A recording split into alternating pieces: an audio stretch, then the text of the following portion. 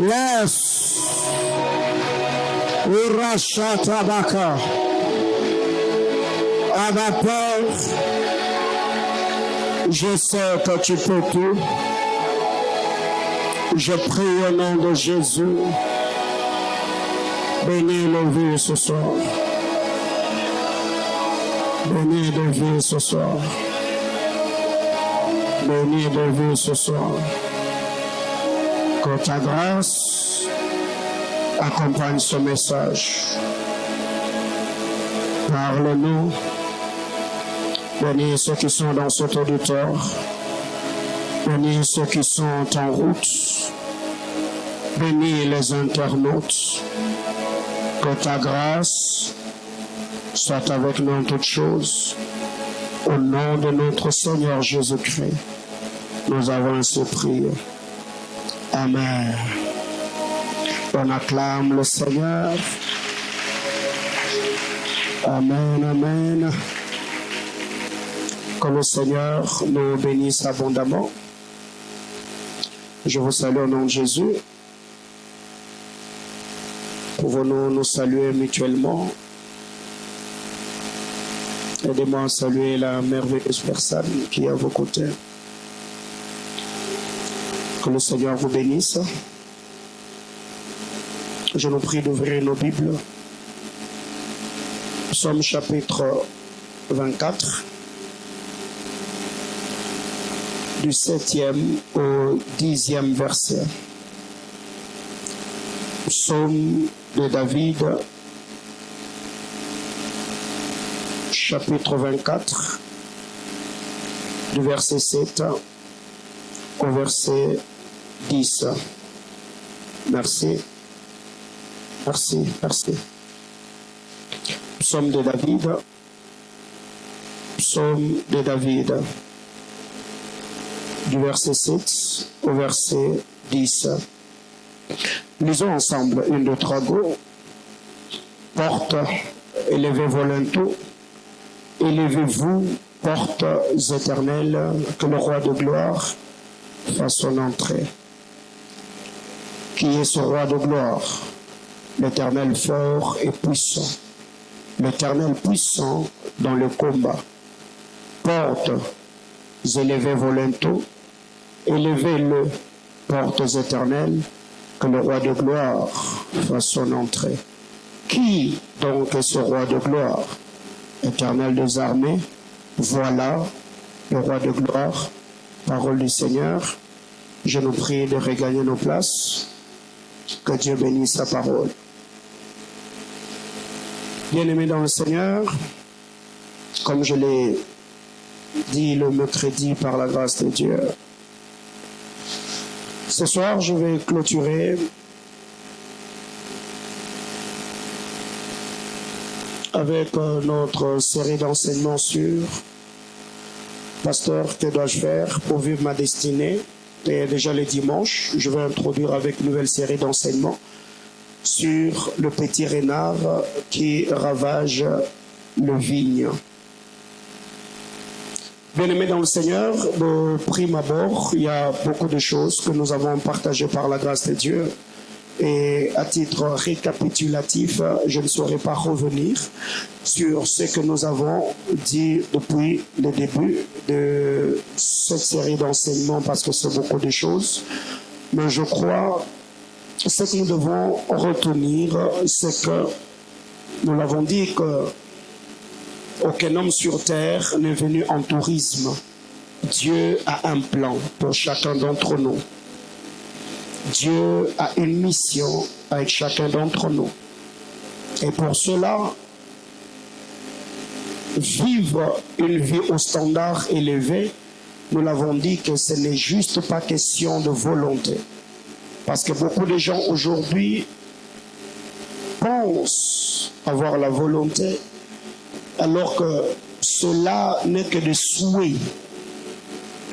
Parce que quiconque a la volonté produira la détermination, et la détermination produira la persévérance. Donc même si aujourd'hui je ne vois rien, comme j'ai la volonté, je serai déterminé. Et à ma détermination, je vais ajouter la persévérance jusqu'à ce que je vivrai l'accomplissement de dessein de Dieu. Alors, j'ouvre une brèche pendant quelques petites minutes. Je vais refermer et on va revenir sur Psaume chapitre 24 que nous venons de lire. Donc, ce que nous devons retenir aujourd'hui, il y a plusieurs personnes qui ne vivent pas leur destinée parce qu'ils ignorent d'abord cette dernière. Donc, ne peut vivre pleinement sa destinée que celui qui connaît ce à quoi il est appelé. Donc la découverte de soi. Parce qu'il y a des personnes jusque-là, il a vécu sur terre pendant 50 ans, mais il s'ignore. Il a 30 ans, une vingtaine d'années, et cette personne jusque-là, quand vous regardez sa manière de faire, on t'attend en plein jour. Parce que ceux qui ont déjà compris ce à quoi ils sont appelés, ils sont précis et concis dans ce qu'ils font. Pourquoi? Parce qu'ils savent qu'ils sont dans la volonté de Dieu. C'est pour cette raison que la première des choses, ou le premier pas vers l'épanouissement ou une vie au standard élevé, c'est la découverte de soi, la découverte de sa mission ou de son existence sur la terre des hommes. Que quelqu'un me dise Amen. Alors, comment se découvrir? Comment découvrir ce à quoi on est appelé? Bien-aimés dans le Seigneur, ce que vous devez retenir, je ne serai pas très long sur ce point, c'est que l'homme ne se découvre qu'en Dieu. L'homme ne se découvre qu'en Dieu. Donc là, je parle de la loi de la nouvelle naissance. Il faut naître de nouveau. C'est en naissant de nouveau que l'on peut recevoir des téléchargements divins, une nouvelle installation de notre logiciel au niveau de nos pensées, de par la connaissance de Dieu, au moyen de sa parole, par son Esprit Saint. C'est ce qui va nous permettre de comprendre ce à quoi on est appelé. Parce que vous allez vous rendre compte, un jour Jésus est arrivé avec les disciples sur le territoire de Césarée de Philippe. Jésus a posé la question, que dites-vous que je suis? Plusieurs personnes ont commencé à répondre, tu es Jean-Baptiste, tu es Élie, tu es l'un des prophètes. Et Jésus a dit, et vous, que dites-vous que je suis? Simon-Pierre, illuminé par le Saint-Esprit, il a dit, tu es le Christ, le Fils de Dieu. Et Jésus a dit, ah ben, comme tu as eu la révélation sur ma personne, eh ben, attends, alors je veux te dire, c'est à quoi tu es appelé. Toi, tu es Pierre. Et sur cette pierre, je bâtirai mon église. C'est ce que je suis en train de dire. Quiconque a la révélation sur la personne de Christ, il finira par découvrir ce qu'il est en réalité. La deuxième des choses, la voix prophétique peut également être le moyen par lequel l'on peut découvrir ce à quoi il est appelé. La voix prophétique, je parle de la prophétie, je parle de révélation divine que nous recevons par le Saint-Esprit au moyen de ministres de Dieu ou de révélations personnelles ou individuelles que nous recevons dans nos moments de prière. Quand vous lisez la parole de Dieu dans le livre de 1 Roi, chapitre 11, du verset 28 au verset 39, vous allez vous rendre compte que par la prophétie, un homme qui n'était qu'un serviteur attaché à la cour du roi, c'était au temps de Salomon, cet homme a compris ce à quoi il était appelé par la révélation que le prophète Achija de Silo lui avait donnée. Bien-aimés dans le Seigneur, ne négligez pas le prophétique, ne négligez pas la prophétie. Quand une prophétie est donnée, la Bible déclare que c'est poussé par le Saint-Esprit que les hommes ont parlé de la part de Dieu. Quand vous lisez la parole de Dieu, il y a beaucoup d'hommes de Dieu qui ont reçu des révélations particulières venant de Dieu par l'exercice du ministère prophétique. Quand vous voyez dans une nation, dans une génération, le diable fuyait les prophètes, ceux qui ont une illumination spirituelle doivent se tenir à la brèche et prier le Seigneur. Quand je parle de prophètes, je ne suis pas en train de parler seulement de ceux qui exercent le ministère prophétique proprement dit, mais je suis en train de parler de tous ceux qui sont dans les sacerdoces. Parce qu'en ces temps de la fin, tous les prédicateurs de la parole, ceux sur sur qui l'onction ministérielle repose, ce sont des prophètes du Seigneur. Ils sont là pour parfaire l'Église afin que le chrétien atteigne la maturité qui est la stature parfaite de Jésus-Christ. Tout ce qui se passe autour de nous, les gens qui sont illuminés, ils savent que l'Église est en train de traverser beaucoup de zones de turbulence. Il y a des choses qui se passent dans notre nation, il y a des choses qui se passent sur le toile et cela crée comme une certaine méfiance. Il y a beaucoup de gens qui ont refroidi, il y a beaucoup de gens qui ont été déçus par nous chrétiens, par nous ministres de Dieu. Mais ceux qui ont une illumination spirituelle ne doivent pas seulement être informés de ce qui se passe dans la nation et dans le corps du Christ, mais par-dessus tout, nous devons beaucoup plus nous tenir à la brèche et chercher la face du Seigneur. Que quelqu'un me dise Amen. Bien-aimé dans le Seigneur, par la prophétie, tu peux découvrir ta mission sur la terre des hommes. Eh bien, il faut bien prendre au sérieux. Mais autre chose, il faut également avoir le courage de poser des questions aux parents sur ce qui est arrivé avant, pendant ou après ta grossesse. Avant que tu ne viennes au monde, il faut avoir le courage de poser des questions aux parents. Parlez-moi des événements qui ont eu lieu avant ma naissance, ou pendant que maman était enceinte, ou après ma naissance. Quels sont les événements qui avaient précédé ma venue sur la terre des hommes? Quand vous lisez la parole de Dieu, Genèse chapitre 25, du verset 21 au verset 26, eh ben, il y avait un problème. Dans le couple d'Isaac, Isaac n'avait pas d'enfant. La Bible déclare, Isaac priait pour Rebecca, sa femme. Et l'Éternel a exaucé le père Isaac. Rebecca a conçu. Et pendant un moment, les enfants qui étaient dans son sein luttaient, se battaient. Et Rebecca est allée consulter le Seigneur. C'est alors que Dieu lui dira que dans ton sein, tu as des jumeaux. Les cadets l'aîné sera assujetti par les plus petits. Voyez-vous?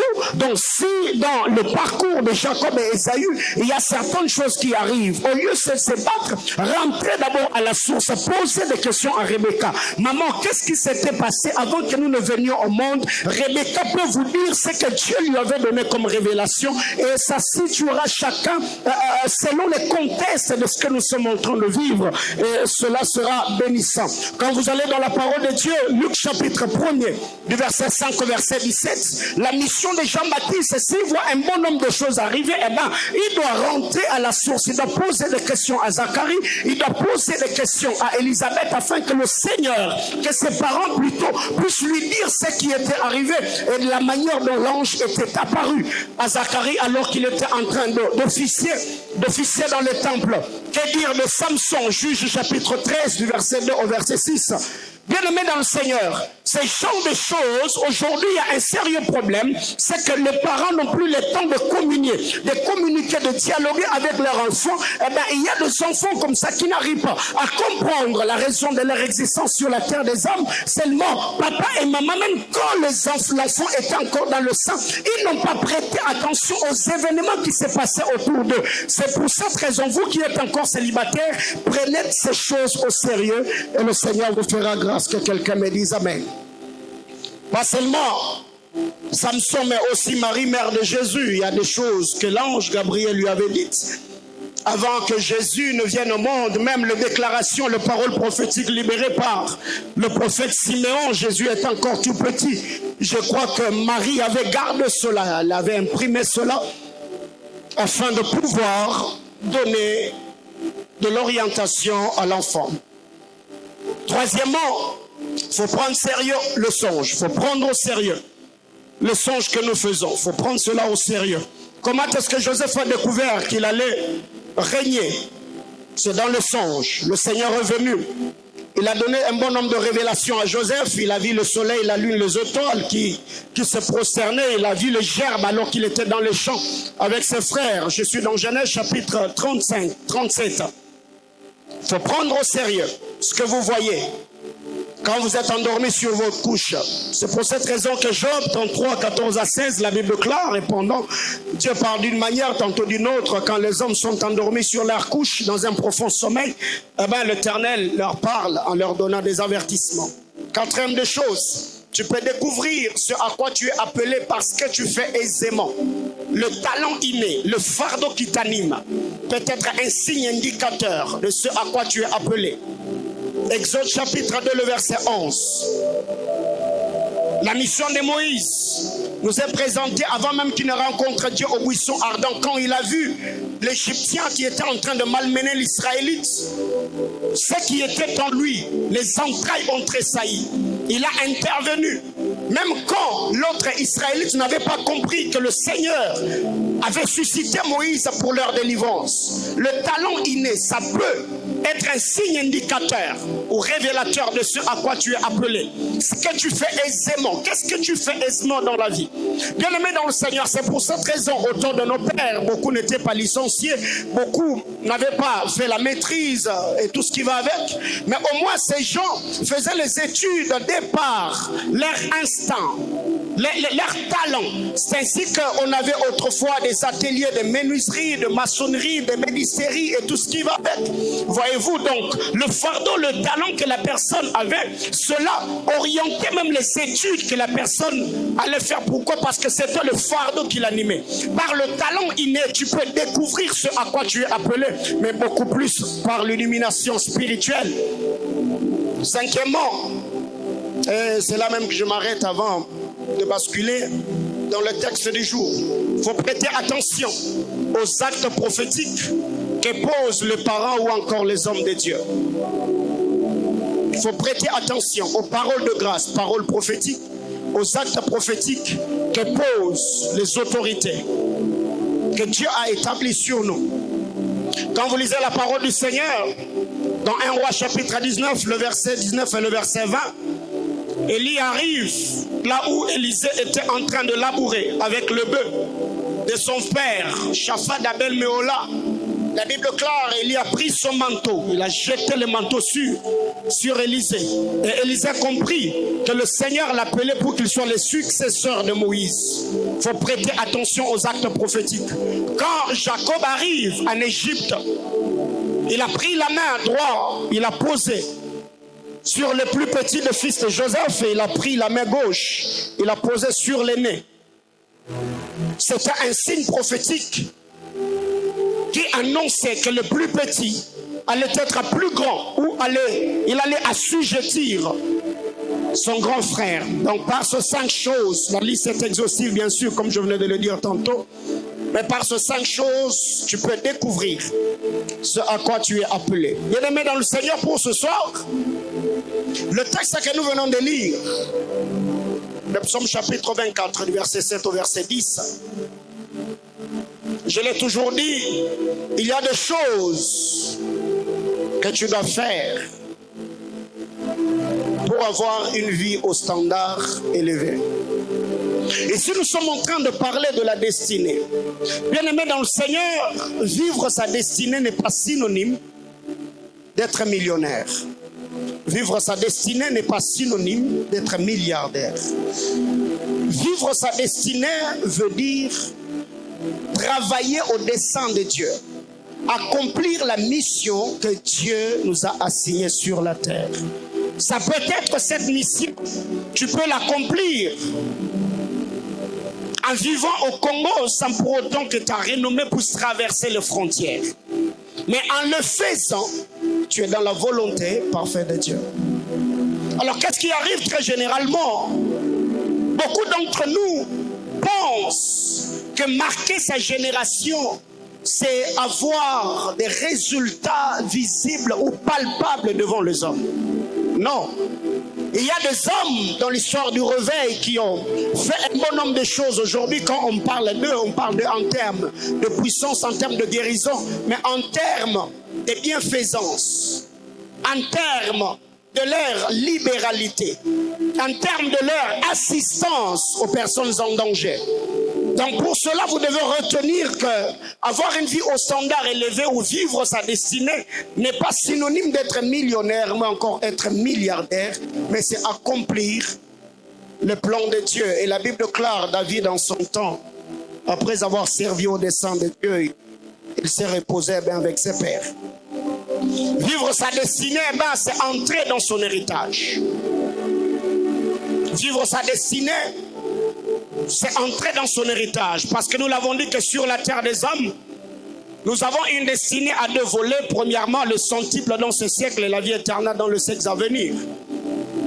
Mais pour bien vivre sa destinée, eh ben, il y a des batailles à livrer.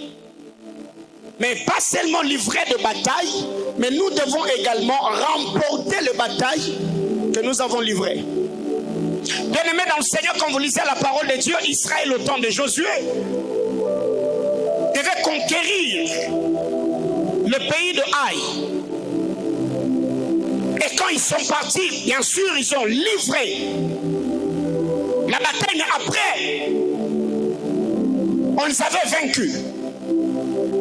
S'engager dans des batailles spirituelles est une chose, mais on arrive à toucher à notre héritage, pas parce que nous avons livré des batailles spirituelles, mais bien parce que nous avons remporté. Alors qu'est-ce qui arrive? Beaucoup sont de ceux qui s'engagent dans les combats spirituels, mais peu sont ceux qui en sortent victorieux.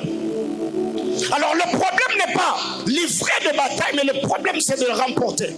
Bien-aimés dans le Seigneur, vous devez comprendre que la vie étant spirituelle, il y a un bon nombre de choses que nous devons faire. Beaucoup de choses que nous devons comprendre. Bien-aimés frères, toutes les portes de la vie, les portes de la destinée, ne s'ouvrent pas que par le clé fabriqué par un serrurier. Non. Toutes les portes de la vie ne s'ouvrent pas que par de clés fabriquées par un serrurier. Non. Et c'est quand vous lisez la parole de Dieu dans Psaume chapitre 24. Ce psaume est une prophétie messianique. Mais qu'est-ce qui arrive? La Bible clare. Porte, élevez vos linteaux. Porte, levez-vous. Afin que le roi de gloire fasse son entrée. Bien-aimés frères, retiens ceci.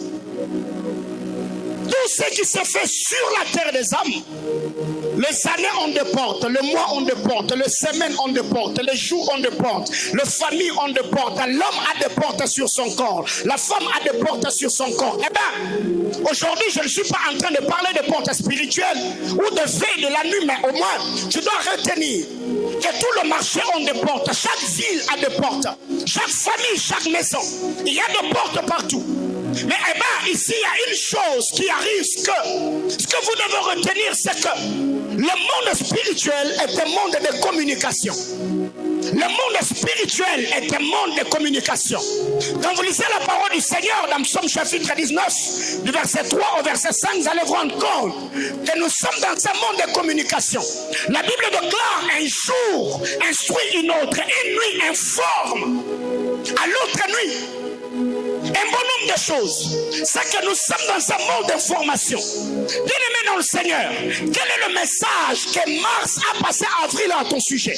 C'est pour cette raison qu'il y a des gens qui vivent des choses de manière répétitive et monotone. Pourquoi? Parce qu'ils ne savent pas se tenir aux portes qui annoncent les prochains mouvements afin de pouvoir déclarer ou donner une mission bien précise. Bien-aimé dans le Seigneur, des hommes qui ont compris les enjeux spirituels, c'est que quand c'est l'homme a de nouveaux mois, de nouvelles saisons, eh bien, hier à minuit, j'ai béni le Seigneur. La nuit, les intercesseurs étaient ici en train de prier. Moi, j'étais dans mon bureau. À minuit, j'étais debout. J'étais en train de posséder les portes du mois.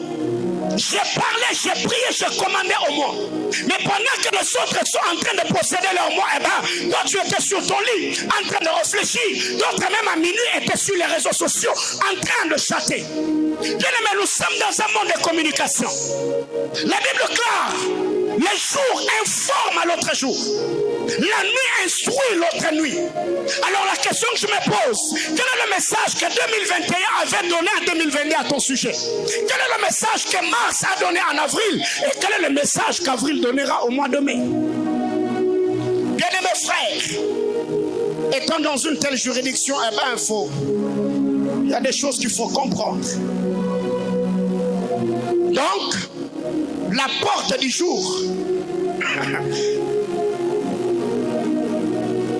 c'est minuit. Et c'est là qu'il y a des transactions. C'est comme la porte de la ville. Pour que Boaz récupère Ruth, il a fallu que tout se passe à la porte de la ville. C'est là que les grandes décisions se tiennent. Bien-aimés dans le Seigneur, tout ce qui se fait dans ce monde, 0 heure est la porte de toute saison. 0 heure est la porte de tout ce qui se passe en plein jour, car nous savons très bien que c'est le spirituel qui a le dessus sur le physique. En disant ces choses, eh bien, il faudrait comprendre que tout ce qui est attiré vers toi est fonction de l'odeur spirituelle que tu dégages. Tout ce qui est attiré ou tout ce que tu attires est fonction de l'odeur spirituelle que tu dégages. Bien aimé, quand vous lisez la parole de Dieu dans Cantique de Cantique chapitre 1er, le verset 3. Cantique de Cantique. J'aime la parole de Dieu, la Bible déclare: tes parfums ont une odeur suave. Bien aimé frère, par moments, je vois des gens aller en ville, dans des maisons où on vend des produits cosmétiques. Il achète une lotion, il achète un parfum. À peine arrivé à la maison, il prend cela. Mais non, tu ne connais pas la personne qui a fabriqué ce parfum. Tu ne connais pas la mission qui est attachée à ces parfums-là. Donc les hommes spirituels sanctifient tout par la prière et par la parole. Tu achètes un parfum, avant de le mettre sur toi, tu te mets à prier. La Bible déclare: tes parfums ont une odeur suave. Bien aimé dans le Seigneur, mais j'aime la suite. La Bible déclare: ton nom est un parfum qui se répand. Quelle est l'odeur que ton nom répand sur le monde spirituel?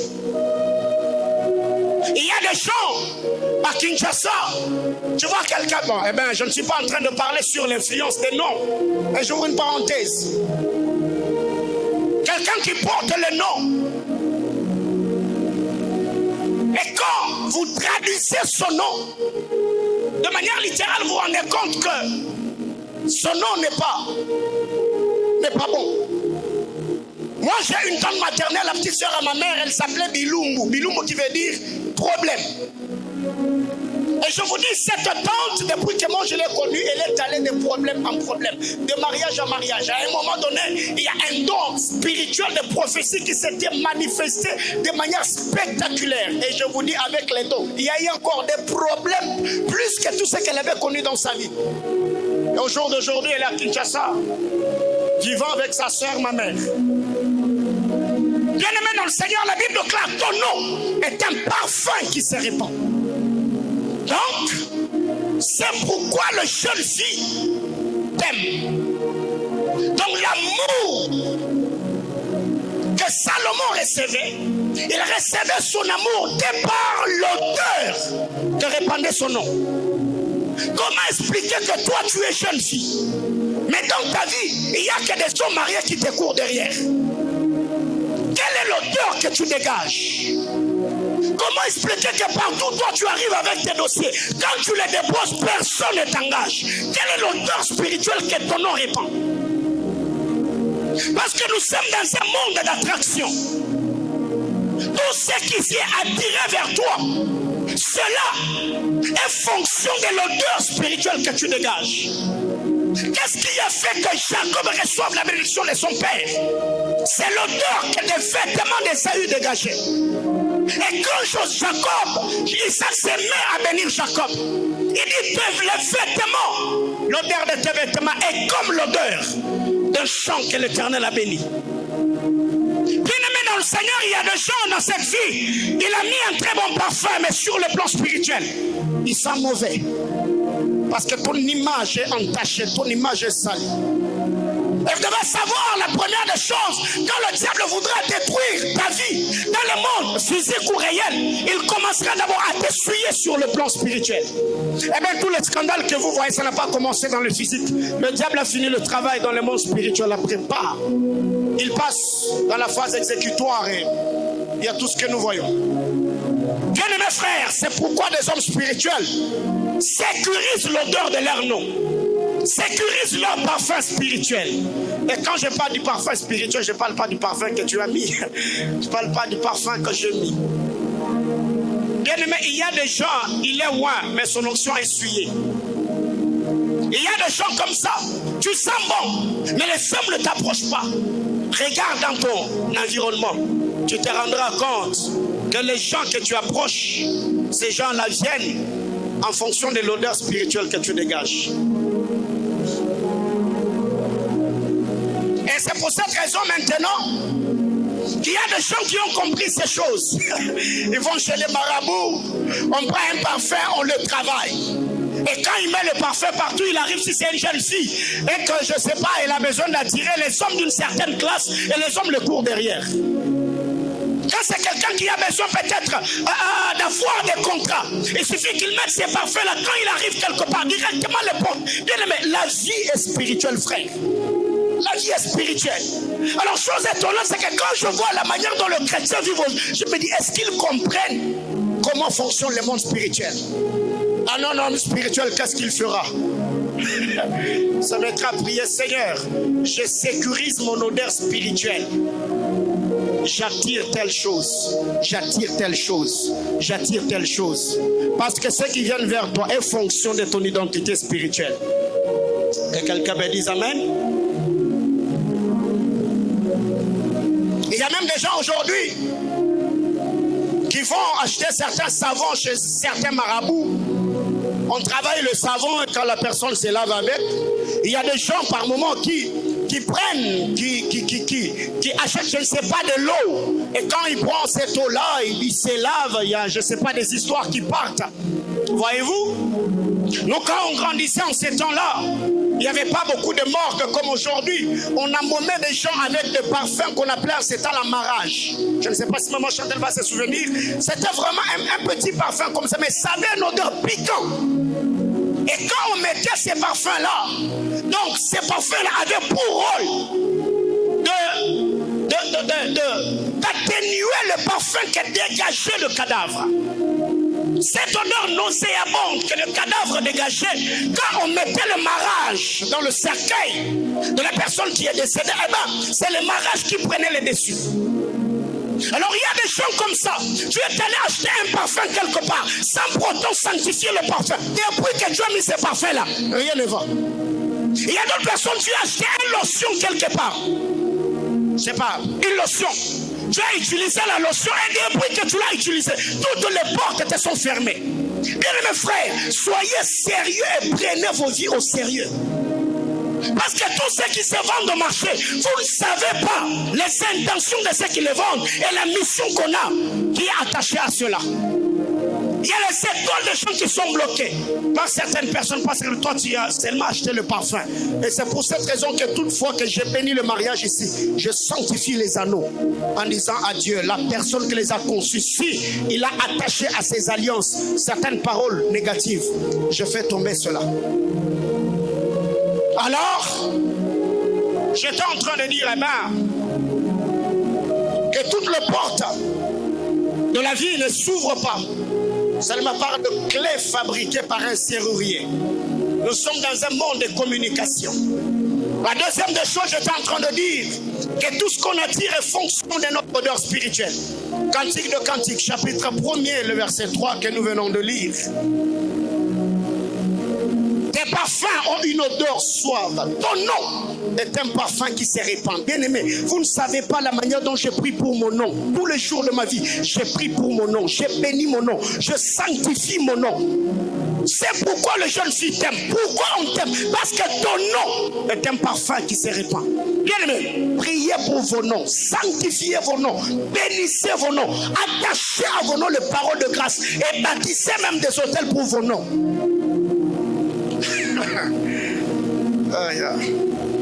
Alors qu'est-ce qui arrive? Ici, on nous parle d'un roi.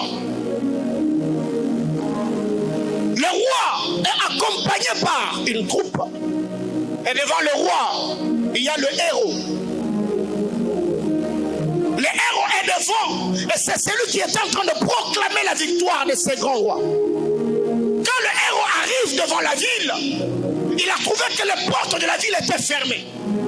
Le héros s'est mis à crier: portes éternelles, élevez vos linteaux, que le roi de gloire fasse son entrée. Après que le héros ait crié, bien-aimé dans le Seigneur, il y a une chose qui m'a tiqué, c'est l'identité qui est attachée à ces portes. La Bible déclare portes éternelles. La version Parole de vie nous dit portes anciennes.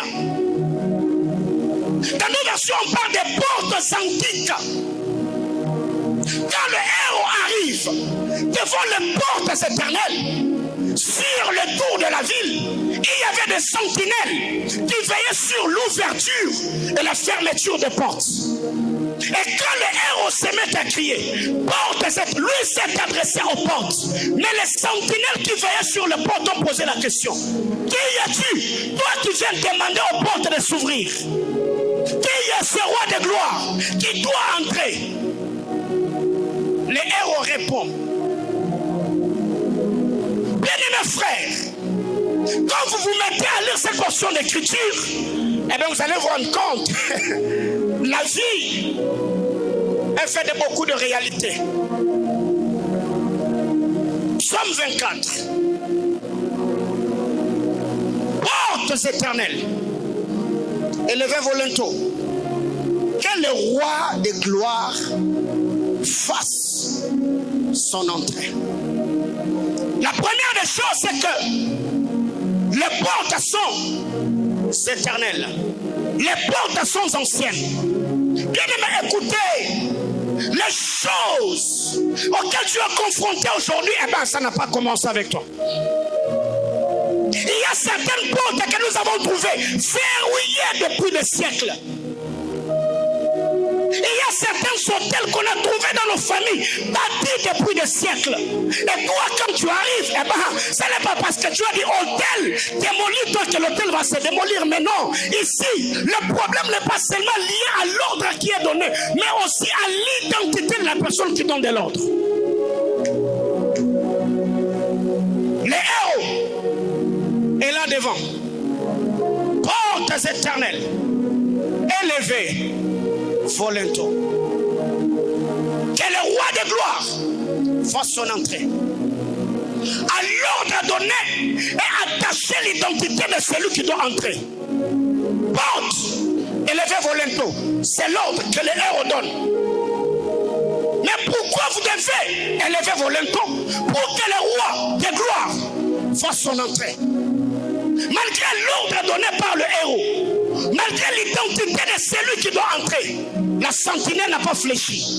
La sentinelle, elle avait déjà entendu que c'est le roi de gloire qui doit faire son entrée. Et la sentinelle rétorqua en disant: qui est donc ce roi de gloire? Bien aimé, il y a des esprits qui sont là, des entités qui sont là pour saboter les efforts des gens. Il y a des entités qui sabotent le sacrifice des gens.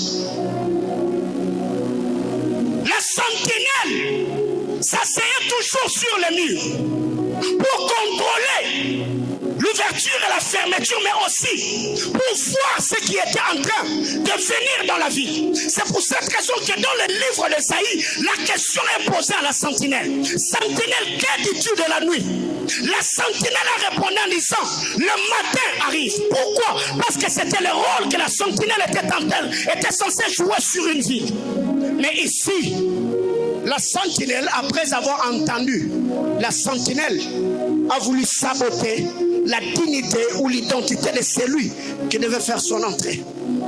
La sentinelle rétorqua en posant la question: qui est donc ce roi de gloire? Il est qui pour que les portes s'ouvrent? Portes, élevez vos linteaux, élevez-vous, portes éternelles.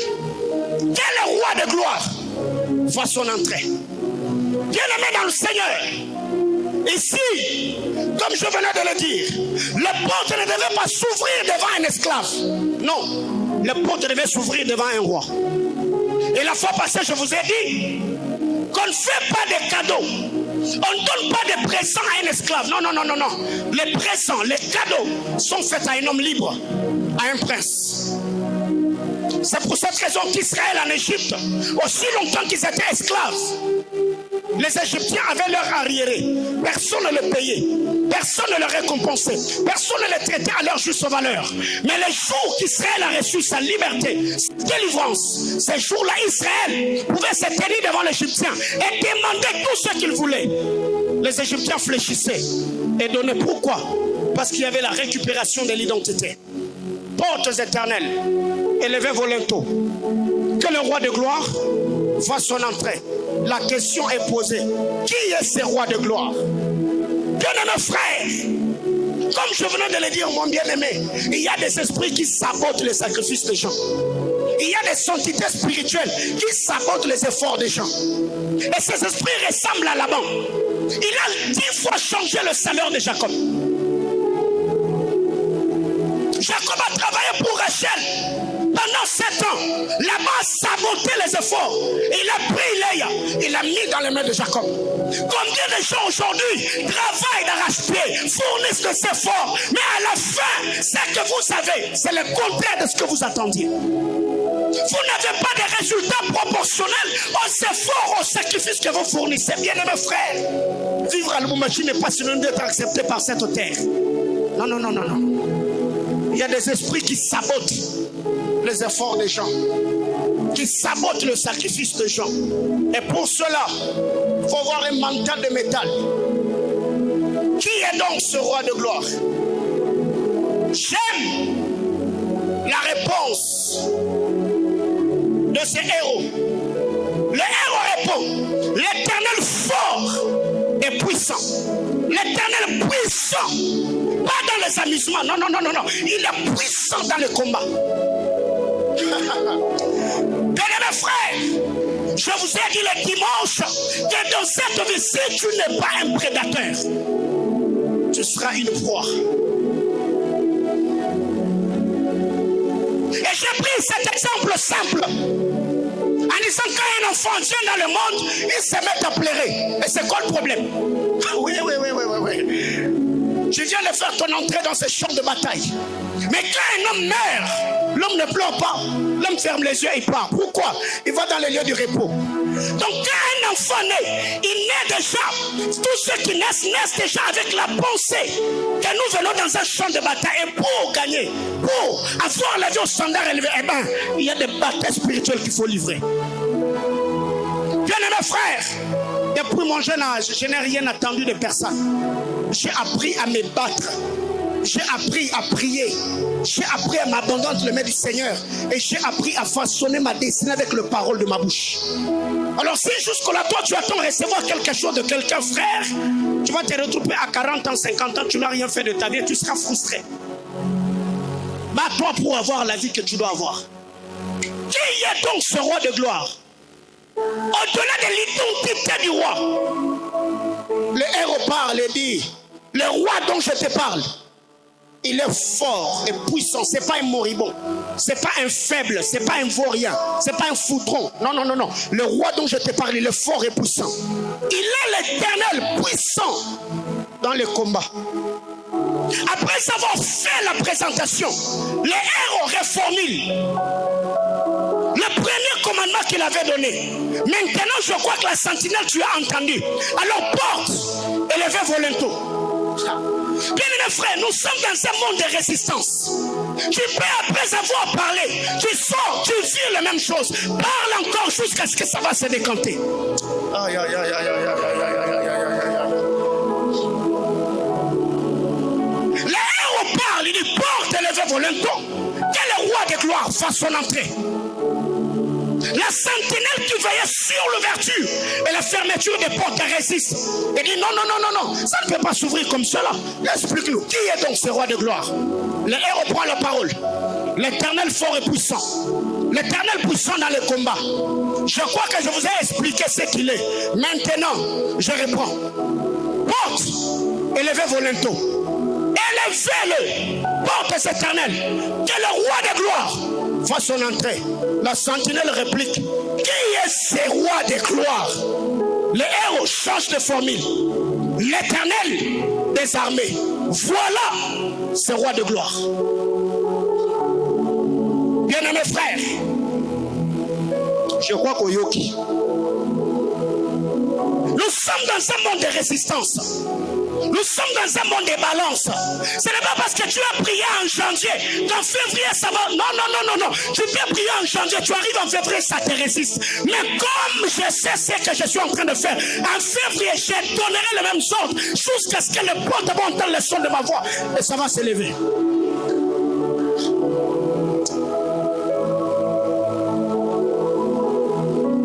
Bien-aimés frères, vous savez, il y a des choses personnellement que j'ai compris très tôt. Je ne suis pas de la race de ceux qui lâchent facilement. Non. Si je sais qu'est-ce que je suis en train de faire, Dieu m'a donné son approbation. Peu importe le nombre que vous êtes, peu importe vos avis, peu importe, je dis peu importe, je vais persévérer jusqu'à ce que... Parce que l'homme est un être en mutation. Quand vous lisez la parole de Dieu dans le livre de Genèse, toute la création va des ténèbres à la lumière. C'est pourquoi la Bible clare, il y eut un soir, il y eut un matin. L'homme est un être en mutation. Mais qu'est-ce qui faisait que ce que Dieu créait quitte des ténèbres à la lumière? Parce que Dieu était persévérant dans ses dires. Dieu a parlé, il a parlé. Retiens que l'homme est un être en mutation. C'est pourquoi même quand le Seigneur arrive, il donne la mission à Paul. Il dit, je t'ai envoyé vers le païen pour que tu leur ouvres les yeux, afin qu'ils quittent des ténèbres à la lumière, de la puissance de Satan à Dieu. L'homme est un être en mutation.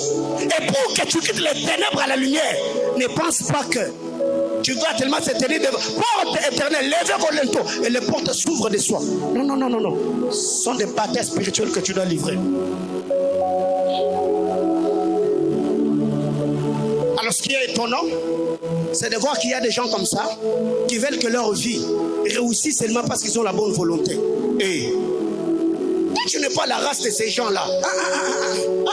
Toi et moi, on n'est pas la race de ces gens-là. Donc quand tu arrives dans une telle église, il faut d'abord commencer à comprendre ce qui est écrit ici. Quand on te dit que nous sommes dans une armée, frère, c'est que tu viens de faire adhésion dans le camp de Dieu. Une armée de bagarreurs, une armée de hommes et de femmes qui ne vont pas laisser une seconde à Satan de rester calme. Alors tous les jours de ta vie, ne baisse pas les bras. Bats-toi pour la vie que tu veux avoir. Alors, ce qui a à retenir aujourd'hui, toi et moi, après cet enseignement, on va prier pour 4 choses. 1. Ésaïe chapitre 54, le verset 17.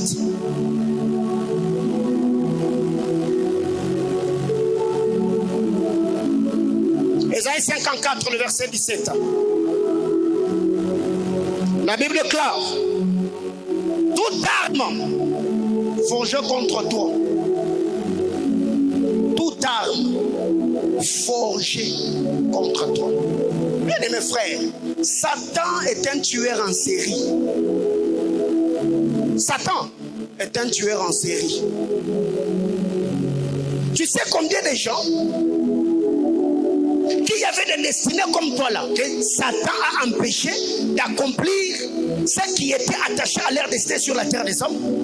Maman, oza mutu liboso te, batuloko yo, Satan a boma bango, Satan a empêché bango, Satan a bundisa bango palonga bango. Ne pense pas que tu es la première personne sur terre. La Bible clame toute arme forgée. Pourquoi? Parce que Satan est un tueur en série. Toute arme forgée contre toi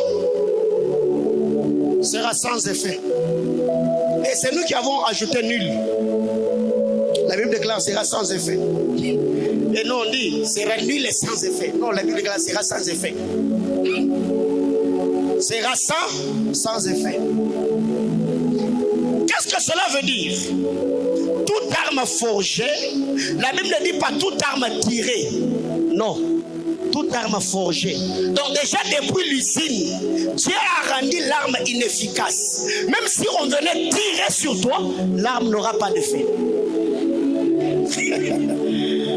Ah, c'est la partie B qui m'intéresse. Et toute langue qui s'élèvera en justice contre toi, tu feras quoi? Ouais. C'est notre première intention de prière. Toute langue qui s'élèvera contre toi, tu feras quoi? Tu condamneras la langue. Bien-aimés frères, tu ne sais pas combien de gens parlent sur ta vie. Est-ce que tu sais qui a cité ton nom dans sa bouche aujourd'hui? Et c'était quoi le sujet de ton nom qui avait été cité? Non. Alors, depuis que je suis dans ce programme de prière, depuis le mardi soir, j'ai prié pour ces choses, pour moi-même, et j'ai prié pour l'église. J'ai dit à Dieu, toute langue, que ce soit des hommes ou des esprits, qui s'élèvent pour parler à mal, Seigneur, que ces langues-là s'attachent à leur palais. Bien-aimés frères, il y a des choses qui vous arrivent parce que vous avez prié sans pour autant faire taire les esprits qui animent les hommes qui parlent. Quand tu vois quelqu'un s'élever et te maudire, dis-lui que derrière lui il y a un démon, il y a un esprit qui attaque ta destinée. Et comme les démons n'ont pas de bouche et de parole, ce sont des esprits. Ils passent derrière les hommes et utilisent les hommes comme des instruments pour bloquer nos vies ainsi que nos destinées. Toute langue qui se lèvera contre toi, tu la condamneras. Tu condamneras la langue qui s'élève en justice. Quel est l'héritage des serviteurs de Dieu? Donc, condamner les langues, c'est l'héritage des serviteurs de Dieu.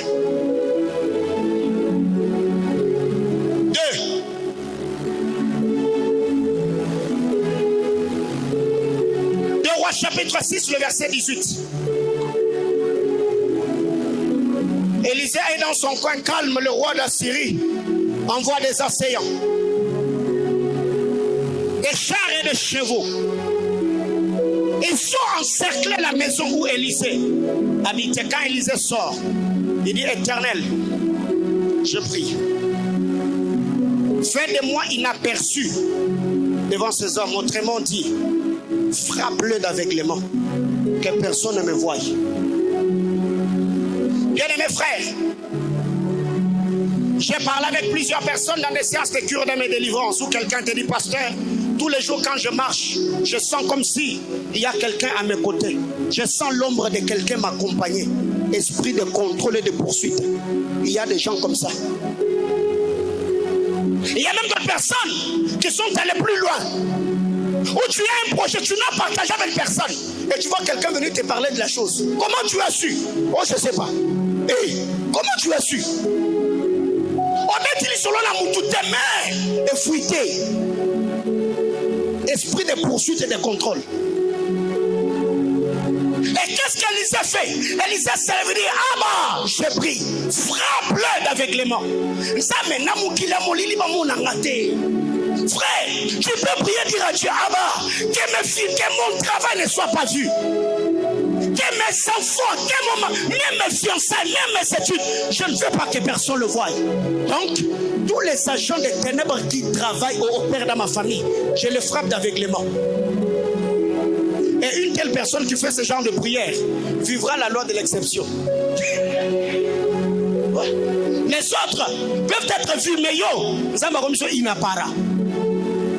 radar, frère, toi tu t'évaporises toujours. Car celui qui est né d'esprit est comme un vent. Tu sais d'où il vient, mais tu sais où il va. Ça, c'est aussi l'héritage des serviteurs de Dieu. Bien-aimés frères, je suis un maîtrise, je suis insaisissable, imbattable, invincible, indestructible. Hey, même si vous venez 1000 frères dans mon bébé, frère, Tomé Jerry Bako, ça n'a pas dessin animé. Au bon moment, je vous dis. Élisée a frappé d'aveuglement ceux qui étaient venus pour l'arrêter. Autrement dit, pour le bloquer, pour le prendre en otage. Bien aimé, il y a des destinés qui sont en déportation. Quelqu'un me comprend? Oui, il y a des hommes qui sont en déportation. Toi, tu es à Lubumbashi, mais quand tu te mets à rêver, tu te vois toujours ta vie où ça? Là où? Il y a des gens comme ça qui me voient, pasteur. Je suis né à Kambov, je suis né à Dilolo, je suis né à Kolwezi, à Likasi. Mais je suis maintenant, mais toutefois où je suis en train de voir ma vie, je me vois toujours ma vie à Kambov. Non, non, ta destinée est déportée. Il y a des esprits qui te réclament de l'autre côté. Alors que faire? Nzambe, frapper bango d'aveuglement. Moi, mon angati. 3.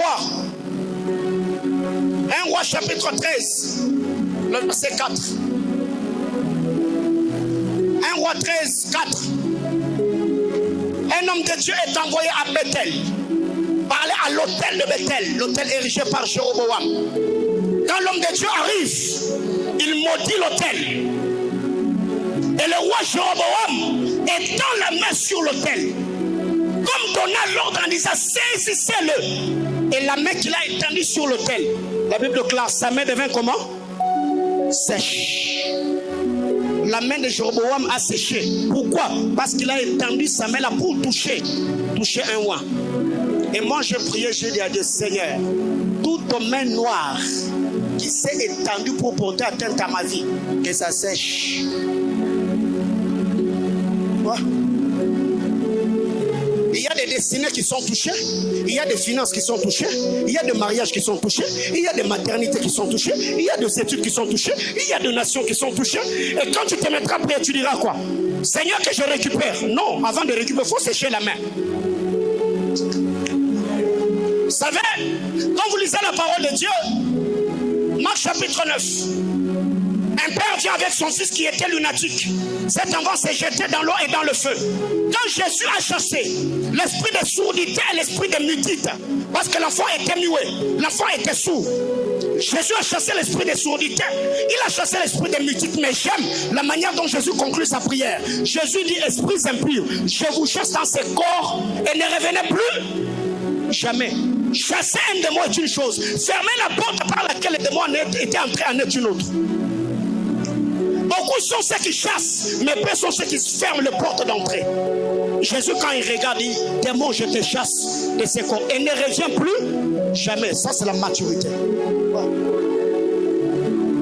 Quand Jéroboam étend la main, il dit, saisissez-le. La Bible déclare, la main qu'il avait étendue est devenue sèche.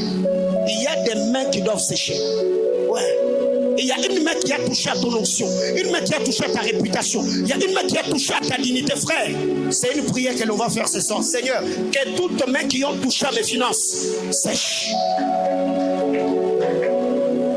Dernière chose, Matthieu 15, le verset 13. Jésus se met à parler et dit, toute plante que mon père n'a pas semée sera comment? Déracinée. Ouais. Il y a des choses aujourd'hui où ta vie est devenue comme les choses qui t'arrivent sont devenues cycliques. Elles sont devenues routinières. Ça va, ça revient, ça va, ça revient, ça va, ça revient, ça va, ça revient.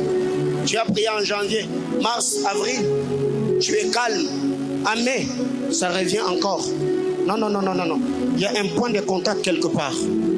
Il y a un hôtel que tu dois identifier et démolir pour que tout ce qui est cyclique, monotone et répétitif s'arrête. Jésus se met à parler. Il dit, toute ta plante que mon père n'a pas sémée sera déracinée. Pourquoi? Parce que quand la plante est semée, ça finira par prendre racine et ça finira par s'étendre.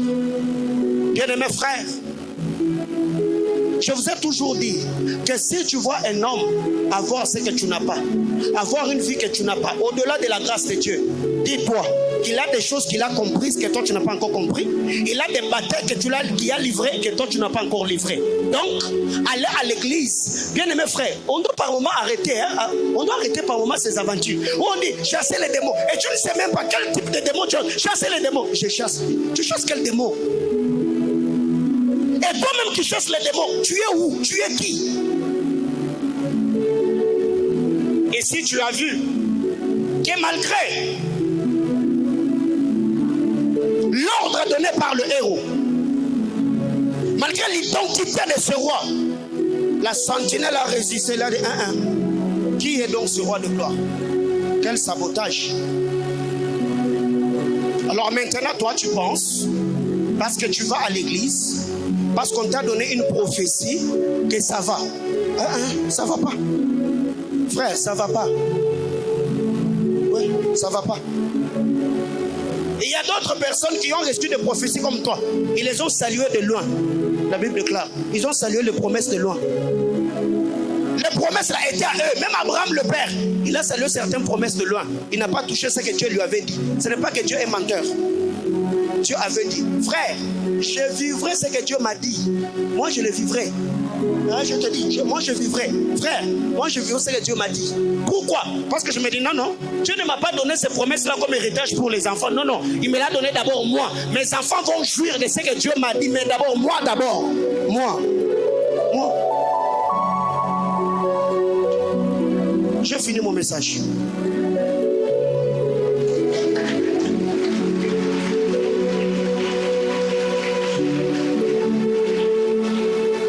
Bien-aimé frère, un moment dans la vie, est-ce que tu vis, tu dois en avoir marre. Tu dois vraiment avoir ras-le-bol. Est-ce que tu es en train de, tu te dis, ça n'est assez, il faut que ça s'arrête. Frère, le diable travaille. Je venais de dire que Satan est un tueur en série. Satan est un tueur en série. Bloque les destinées. Il détruit des vies, il suit les ministres de Dieu, il bloque la vie des enfants de Dieu. Frère, un homme qui ne sait pas chasser les démons a besoin de la délivrance. Un homme qui ne sait pas s'engager dans les combats spirituels, lui-même a besoin d'être délivré.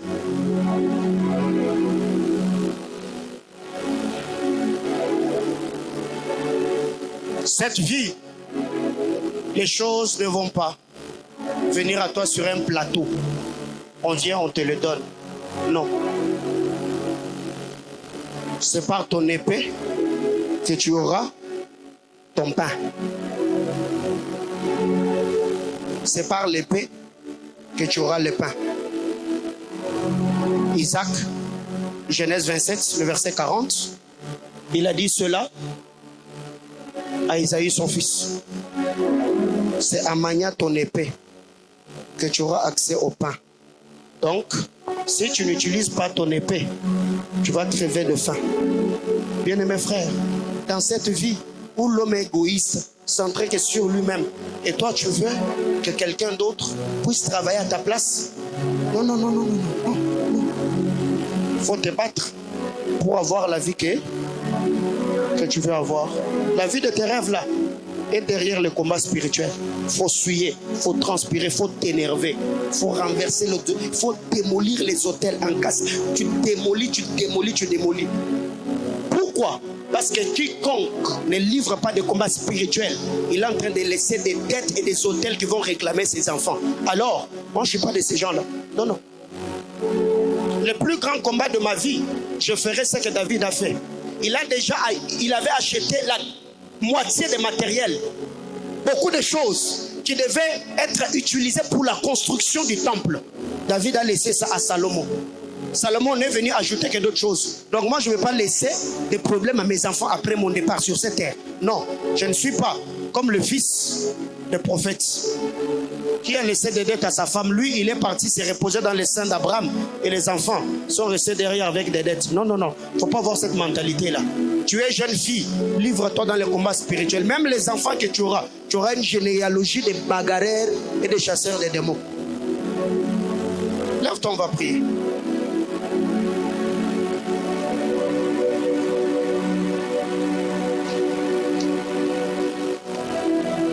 Tu as retenu ces 4 choses? 1.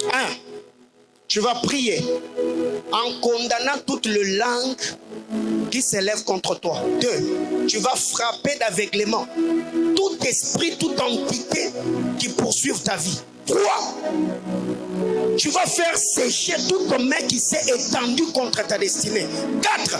Tu vas déraciner tout ce que le Père n'a pas programmé dans ta vie. Lève-toi.